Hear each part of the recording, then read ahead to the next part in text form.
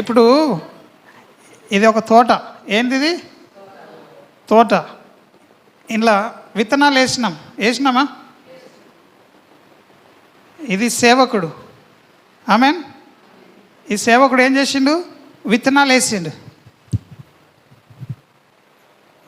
తోటలో పనిచేసేది ఎవరంటే వ్యవసాయదారుడు. ఓకే, ఈ వ్యవసాయదారుడు మీలో చాలామంది వ్యవసాయం చేసిన వాళ్ళే. విత్తనాలు వేసొచ్చి ఇంటికి వచ్చిన తర్వాత పంట రాకపోయినా నడుస్తుంది అనేటోళ్ళు ఎంతమంది ఉన్నారో చేతెత్తండి. విత్తనాలు వేసిన తర్వాత పంట అవసరం లేదు నాకు రాకుండా నడుస్తుంది అన్న వాళ్ళు చేతెత్తండి. ఆమేన్, హల్లెలూయా. పోనీ ఈ సేవకునిలాగా అంటే ఈ వ్యవసాయదారునిలాగా మీలో ఎంతమంది వ్యవసాయం చూసిర్రు? చేసిన వాళ్ళు ఎత్తని చేతి. వీళ్ళని మిమ్మల్ని అడుగుతా. మీరు విత్తనాలు వేసి పంట రాకపోయినా చాలన్నారా? అన్నారు కదా. మరి ఇప్పుడు ఈ సేవకుడు విత్తనాలు వేసిన దేవుని యొక్క విత్తనాలు మీ దగ్గర నుంచి పంట రావాలొద్దా? నేను ఆశించడంలో న్యాయం ఉందా లేదా? మరి మీ దగ్గర నుంచి పంట వచ్చిందా నాకు? చెప్పండి, మీరే చెప్పండి. ఇది అన్యాయమా? బాధాకరమేనా? ఈ భూమిలో విత్తనాలు మొలకే రాకపోతే మళ్ళీ నేను విత్తనాలు వేసింది అనుకో నన్ను పిచ్చోడు అంటారా ఏమంటారు? చెప్పండి. నేను మళ్ళీ చెప్తున్నా. అరే ఆ భూమిలో ఏం పండదురా, అది వేస్ట్ భూమి అంటారు కొందరు. ఎట్లా తెలిసింది వాళ్ళకు? ఒకసారి పంట రాలేదు. ఆమెన్. ఇప్పుడు పంట వచ్చిందా? నేను మీకు మేపిన, ఇప్పుడు మీ దగ్గర నుంచి ఒక ఫలం చూడాలనుకున్నా, ఒక ఆన్సర్ వచ్చిందా? 1వ తరగతి పాస్ కాలేదు, ఇప్పుడు 2వ తరగతి ఎట్లా చెప్పాలా? ఎంత గుడ్డితనం. హల్లెలూయా. ఎంతమంది ఫస్ట్ విన్న వాక్యం విన్నారు? జ్ఞాపకం ఉన్న వాళ్ళు చేతెత్తండి. ఇప్పటిదాకా ఎంతమంది వాక్యం విన్నారో జ్ఞాపకం ఉన్న వాళ్ళు? తినకముందు తింటే అన్నీ పోయినాయా? హల్లెలూయా, హల్లెలూయా. బాధ అనిపిస్తుంది నాకు. మీ లెవెల్కి దిగి వచ్చి మంచిగా స్పష్టంగా నాకు వచ్చిన భాషలో మీకు చెప్తా ఉన్నా, అయినా మీరు ఒక మాట చెప్తలేరు. ఆమెన్. ఇప్పుడు నాకు విత్తనాలు వేసిన తర్వాత పంట రావాలొద్దా? ఏ వ్యవసాయదారుడు కూడా విత్తనాలు వేసి పంట రావద్దని అనుకుంటాడా? అనుకోడు. ఆమెన్. అది ఎట్లుంటుంది తెలుసా? నెలంతా కష్టపడి నాకు జీతం రాకపోయినా ఏం కాదు అనుకున్నట్టుగా. జీతం చేసేటోళ్ళు ఉన్నారు ఇక్కడ? పొద్దున్నుంచి సాయంత్రం దాకా పనిచేసి కైకిలు తీసుకునేటోళ్ళు ఉన్నారా? పొద్దంతా కష్టపడి నాకు నువ్వు డబ్బులు ఇవ్వకుండా నడుతుందని వచ్చిన వాళ్ళు ఎంతమంది ఉన్నారు? హోటల్లో భోజనం చేసి డబ్బులు ఇవ్వకుండా వచ్చిన వాళ్ళు ఎంతమంది ఉన్నారు? హల్లెలూయా. అంటే ఈ లోకంలో జరిగేటి అన్నీ మంచిగా చేస్తున్నాం, కానీ ఆత్మలో జరిగేటి చేయట్లే. ఈ స్పిరిచువల్ థింగ్స్లో మనం ఫెయిల్ అవుతున్నాం. హల్లెలూయా. అందుకని కళ్ళు మూసుకొని అయ్యా నన్ను క్షమించండి అని చెప్పేసి అడగండి దేవుని. కళ్ళు మూసుకోండి అందరు. చేతెత్తని వాళ్ళు, ఫలములు ఫలించని వాళ్ళు. ఇది చాలా పెద్ద భ్రష్టత్వం. మీరు నోరు విప్తే దేవుడు మిమ్మల్ని నింపుతా అంటే మీరు ఒక్కళ్ళు కూడా నోరు విప్పలేరు. విన్నదాన్ని మీరు దేవుని కొరకు సంతోషంగా లేరు. మీరు నోరుతో పలికితేనే ఆశీర్వాదం. మనుషులు అనుకుంటే కాదు, నేను మనుషుల నీతిమంతుని అనుకుంటే కాదు, నోటితో దాన్ని పలకాల. యేసు ప్రభువని నోటితో ఒప్పుకున్నోడికే ఆశీర్వాదం, రక్షణ. నోటితో ఒప్పుకోకుండా, వాక్యాన్ని ఒప్పుకోకుండా నేనైతే విన్నా నాకైతే అర్థమైందని కూర్చుంటే నీకు అర్థమైంది దేనికి పనిచేయదు. హల్లెలూయా, ఆమెన్, హల్లెలూయా. కనీసం ఇప్పుడన్నా కానీ ఎంతమంది దేవా నన్ను క్షమించని అడిగిరు? యథార్థంగా అడిగిన వాళ్ళు. హల్లెలూయా. నేను ఎందుకు ఈ మాటలు చెప్తున్నానంటే ఇది ఒకటి ఉన్నది. ఇదేంటంటే బియ్యం బస్తా. ఏం బస్తా ఇది? బియ్యం బస్తా.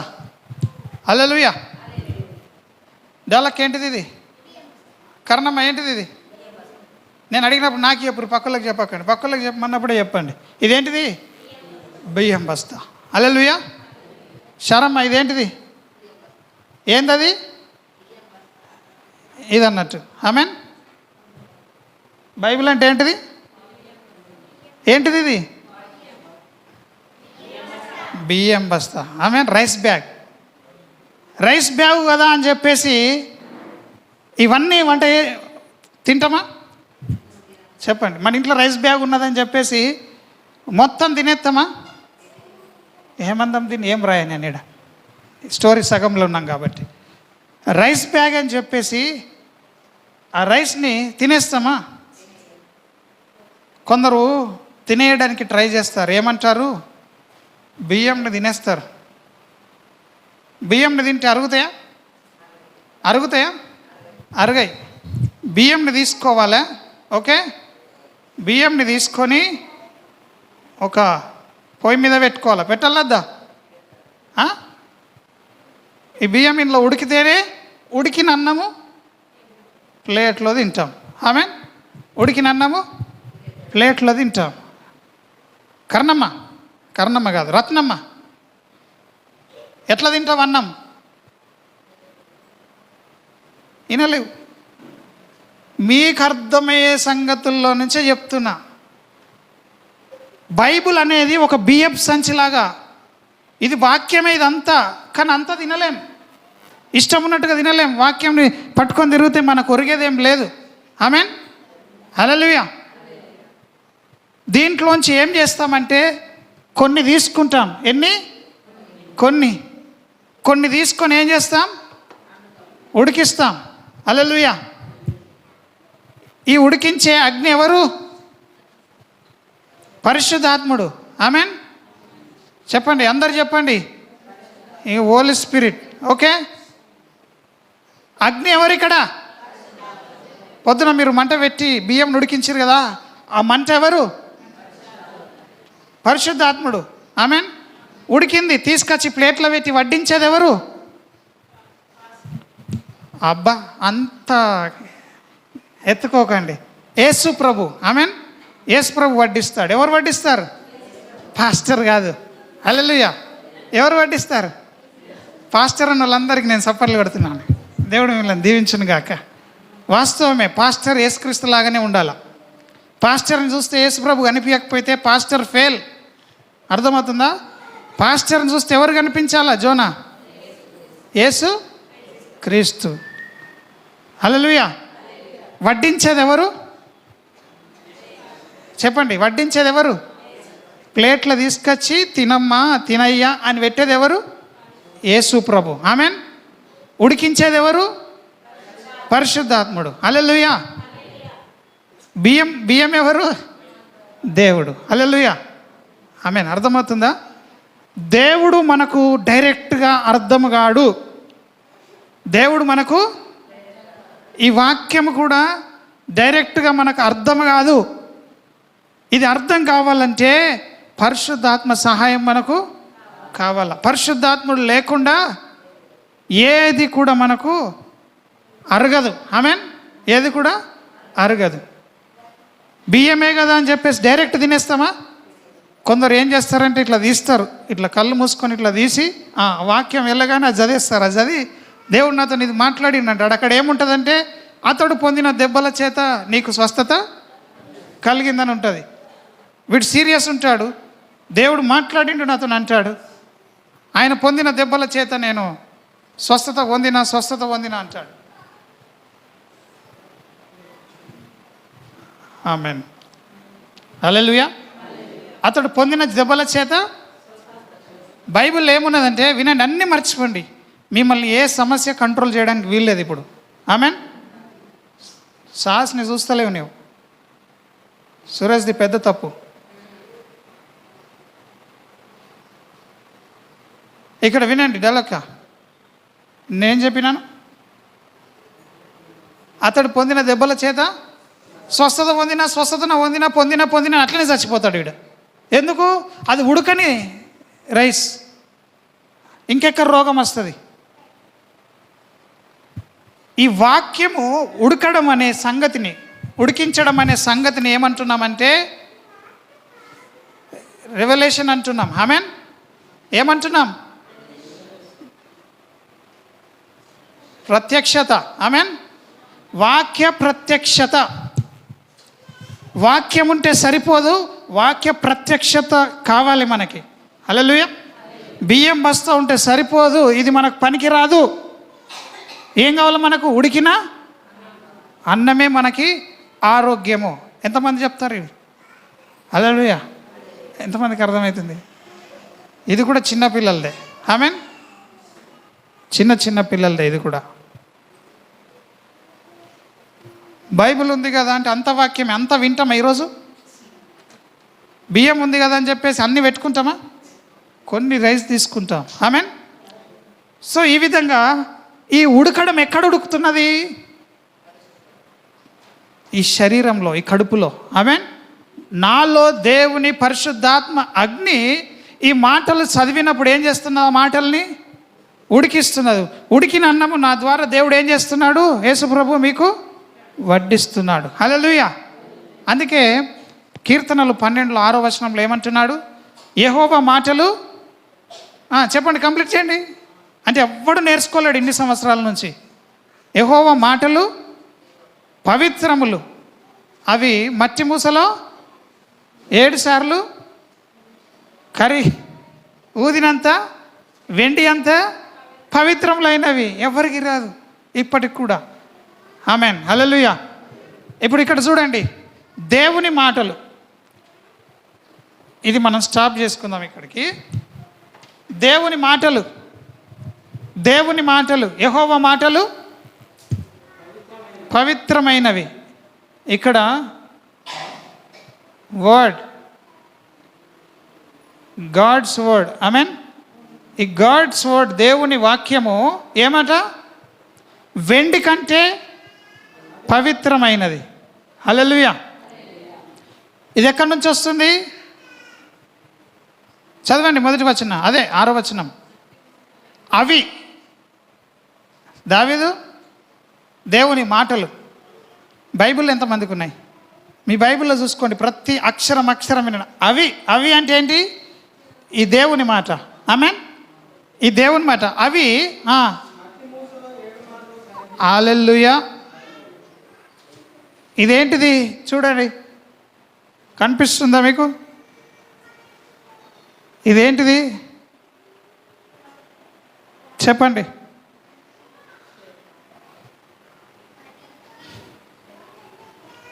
ఏంటిది? ఇది కనిపిస్తుందా అందరికీ? ఏంటిది అది? మట్టి. మట్టిలో ఫోనెన్స్. మూస అంటే ఏంది? పొయ్యి. ఇక్కడ ఏమున్నది? అగ్ని రగులుతూ ఉన్నది అన్నట్టు. ఏం రగులుతుంది? హృదయంలో, ఆత్మలో ఏమున్నది? ఫోనెన్స్ అంటే బంగారం కదా, అగ్ని లేచి కాల్స్తా చూడు. ఆ అగ్ని ఎక్కడ కాలుతుందట? మట్టిలో. ఈ మట్టి అంటే ఎవరు? నీ లోపలనే మనుషులే. మనిషి శరీరంలో ఉన్న అగ్ని ఎక్కడి నుంచి వచ్చింది? అగ్ని పరిశుద్ధాత్మ అగ్ని. నీ లోపల ఎవరున్నారు? నా లోపల లేరని ఈరోజే మైక్ పట్టుకున్న వీణ కూడా అనుకోవడానికి లేదు. నీ లోపల కూడా ఎవరున్నారు? పరిశుద్ధాత్మ దేవుడు ఉన్నాడు. ఆమేన్. నేను ఇక్కడికి ఎవరు నడిపించినారు? నీ అంతటా నువ్వు రాలే. నీ అంతటా నువ్వు రావాలనుకుంటే ఎప్పుడు వచ్చేది? కానీ సమయం వచ్చింది, కాలము సంపూర్ణమైంది కాబట్టి, రైట్ టైం వచ్చింది కాబట్టి ఈరోజు నీవు ఇక్కడ ఉన్నావు. ఆమేన్. ప్రతిదీ పర్పస్ఫుల్గానే జరుగుతుంది. ఈ మీటింగ్ ఎందుకు జరిగిందంటే మీ కొరకే జరిగింది. ఆమేన్. ఎవరి కొరకు జరిగింది? హల్లెలూయా. హల్లెలూయా. ఇప్పుడు దేవుని మాటలు మట్టి శరీరంలో ఎంతమంది వింటున్నారు? మామ నడవదిగా తలకాయ ఊపితే. ఎంత భయం లేకపోతే నువ్వు మైక్ ఇవ్వకుండా మైక్ తీసుకోలేవు. నీకెంత భయం లేదు అసలు? గంటసేపు వాక్యం విని ఒక్క ముక్క చెప్పలేకపోతున్నావు. ఆర్టీసీ డ్రైవర్గా పనిచేసినావు, నీకు తెలియదంటే ఎవరు నమ్ముతారు? విన్నది చెప్పలేకపోతున్నావు అంటే ఎట్లా నమ్ముతాం మేము? ఎన్ని కులంలో పంచాదులు చూలేవు, ఎన్ని కుటుంబ సమస్యలు ఇవ్వలేవు నీ జీవితంలో. గంట సేపు ఒరిన మాటల్లో ఒక్క మాట కూడా నువ్వు చెప్పలేకపోయినావంటే అది రోగం ఉంది నీకు, ఆత్మీయ రోగం. దేవుడు అంటే భయము లేదు. దేవునికి భయపడే వాళ్ళు ఎవరు లేరు. మీరు నవ్వుతున్నారు, వీళ్ళందరూ నవ్వుతున్నారు, కానీ నాకు సిగ్గు అనిపిస్తూ ఉన్నది. వీళ్ళు ఎందుకు నవ్వుతున్నది లేదు ఒకళ్ళని చూసి. కానీ వీళ్ళన్నా చెప్పిన వాళ్ళు అంటే వీళ్ళ మొహాలకి వీళ్ళు చెప్పిన వాళ్ళు గారు, అయినా ఇతరులను చూసి నవ్వుతున్నారు. ఎంత ఘోరంగా ఉన్నారు. ఆమెన్, హల్లెలూయా. చెప్పడం ఈజీ, చేయడం కష్టం. చేసే వాళ్ళని అడిగితే, మోసే వాళ్ళని అడిగితే తెలుస్తుంది భారం ఎంత ఉందో. ఆమెన్. కాబట్టి ఈరోజు నేను చెప్తున్నాను కదా, నీ లోపల ఈ మంట లేకపోతే దయ్యాలు నీకు లోబడవు. ఆమెన్. నేను 2 చోట్ల చూసినాను, 2007లోనో 2008లోనో మంచిగా టై సూట్ అన్నీ వేసుకొని నాందేడ్ వెళ్ళినాను. నాందేడ్ వెళ్తే జాన్ వెస్సెల్ సార్ నన్ను వాక్యం చెప్పమంటే నేను తెలుగులో చెప్తున్న వాక్యం పక్కకు మరాఠీలో హిందీలో ట్రాన్స్లేషన్ చేస్తున్నాడు. చిన్న రేకుల కింద చిన్న గుడిసెల. ఎప్పుడు ఇది 15 ఏళ్ళ కిందట. ఆమెన్. అప్పుడు ఒక వ్యక్తి, ఒక యవనస్తుడు నాగుపాములాగా తిరిగిపోతున్నాడు. సేమ్ స్నేకే. ఆయన చూస్తే మనం అనుకుంటాం ఈ బొక్కలు ఎట్లా వంగుతున్నాయి అనుకుంటాం, కానీ దయ్యం పడితే అన్నీ వంగుతాయి. హల్లెలూయా. నాగుపాములాగా వచ్చేస్తున్నాడు. ఒక 20 మంది దాకా ఆ రేకుల కింద కూర్చున్నారు, 20 పీపుల్ దాకా. అందులో ఇట్లా వస్తున్నాడు, నేను చూస్తున్నాను, నేను నిలబడ్డాను, వాక్యం చెప్తున్నాను. వాడు ఇట్లా ఇట్లా ఇట్లా ఇట్లా చేస్తూ ఉన్నాడు. నేను నాకున్న ప్రత్యక్షత చెప్పి కుర్చీలో కూర్చున్నాను. చాలా ఇరుకిరుకు స్థలం. వాడు ఇట్లా ఇట్లా ముందుకు వస్తున్నాడు. నేనైతే ముగించేసినా కదా, చూద్దామని చెప్పేసి అనుకుంటే మా జాన్ వెస్సెల్ సార్ అందరం దేవుని స్తుతించుదామన్నాడు. వాళ్ళు వాళ్ళ భాషలో, మేము మా భాషలో దేవుని స్తుతిస్తూ ఉంటే వాడు ముందుకు వస్తూ ఉన్నాడు. ఎట్లా వస్తున్నాడు? పాక్కుంటూ వస్తూ ఉన్నాడు. అందులో కొంచెం క్లిప్పు నా దగ్గరకు వచ్చినప్పుడు నా ఫోన్లో వీడియో తీసిన, ఆ వీడియో నా ల్యాప్టాప్లో ఉన్నది. హల్లెలూయా. ఎందుకు ఇది గుర్తుంచుకొని చెప్తున్నానంటే, నేను తరచుగా చూస్తూ ఉంటా, గుర్తు చేసుకుంటూ ఉంటా దేవుని కార్యంలో. హల్లెలూయా. నేను అనుకున్నాను, అప్పుడు నాకు ఇంత వాక్యం తెలిసిన దాంట్లో నమ్మకంగా ఉన్నాను కాబట్టి నేను అనుకున్నాను, మాకంటే పెద్ద సార్ ఇక్కడ ఉన్నాడు కదా, వాడు ఇట్లా ఇట్లా ఇట్లా అనుకుంటా చక్కగా వచ్చి సార్ దగ్గరకు వచ్చి ఆగుతాడు అనుకున్నాను. ఆమెన్. కానీ వాడు ఇట్లా ఇట్లా ఇట్లా అనుకుంటూ వచ్చి నా కాళ్ళ దగ్గర ఆగాడు, నా కాళ్ళ కింద వచ్చి నా కాళ్ళ బేరంకి వచ్చిండు. హల్లెలూయా. అప్పుడు మా సార్ ఏం చేసిండంటే నా చేయి తీసి వాని పైన పెట్టి, నా చేయి పైన మా సార్ చేయి పెట్టి ప్రార్థన చేయన్నాడు. హల్లెలూయా. మన లోపల ఏముండాలా? మీకు దమ్ముందా మీ లోపల దేవుని అగ్ని ఉందని చెప్పుకోవడానికి? ఊరికేనే టైంపాస్కి ఇక్కడికి వచ్చినామా? బ్రతుకులు మారాలా. ఈ గడప దాటక ముందే నీ జీవితము యూటర్న్ తీసుకోవాలా. మొత్తం ఇట్లున్నది ఇట్లా అయిపోవాలి అంతే. 100%గా ఛాలెంజింగ్గా లేరు క్రైస్తవులు, ఒక షరతుగా తీసుకోవట్లేరు. ఆమెన్. 1 కొరింథీయులు 16వ అధ్యాయంలో చెప్పినట్టుగా పౌరుషం కలిగి లేం మనం. ఏం లేదు మనకి. పౌరుషం ఉందా నీకు? మైక్ తీసుకోవడానికి కూడా లేదు, నవ్వుతున్నారు ఎర్రిపప్పల్లాగా. ఆమెన్. నేను ఇంత అనాల్సి వస్తుంది. ఎంత అజ్ఞానమో చూడండి. దేవుని వాక్యం మాట్లాడడానికి అవకాశం లేదు. ఎందరికో చెట్లల్లో, పుట్టలల్లో, అడవిలల్లో ప్రార్థనలు చేసుకున్నారు. మనకైతే మంచి హాల్నిచ్చి దేవుని వాక్యం మాట్లాడండి రా నాయన, విన్నది చెప్పండి అని అంటుంటే దయ్యాన్నే గొప్ప చేస్తారు. దయ్యం మంచిగా అయింది, నువ్వు మంచిగా వాక్యం చెప్పినావు, కానీ చూడు అందరు నా కంట్రోల్లో ఉన్నారు, ఒక్కడు కూడా ఏం నింపుకోలేడు, ఇట్లా విన్నారు వదిలేసిరు అంటున్నది. ఆమెన్. తెలకుండా మనం దయ్యాన్ని గొప్ప చేస్తున్నాం. సేవకుని అంటే అల్లుకగా తీసుకుంటున్నాం. ఇది వెర్రితనం. సేవకునికి ఏమో పని పాట లేదా? ఎంత విలువైన సమయం మీకు ఇచ్చిన సాక్ష్యం చెప్పండి ఏం విన్నారు అని. దేవుడు నాకిస్తే, దేవుడు నన్ను నమ్మి నాకిస్తే నేనేం చేసిన? మిమ్మల్ని నమ్మి మీకు ఇస్తే మీరు ఏం చేసిరు? దాన్ని కాలుతోని ఫుట్బాల్ ఆడేసారు టైంని. హల్లెలూయా. ఇంతమంది పురుషులు ఉన్నారు, 2 చెప్పమంటే 2 చెప్పలేకపోయారు.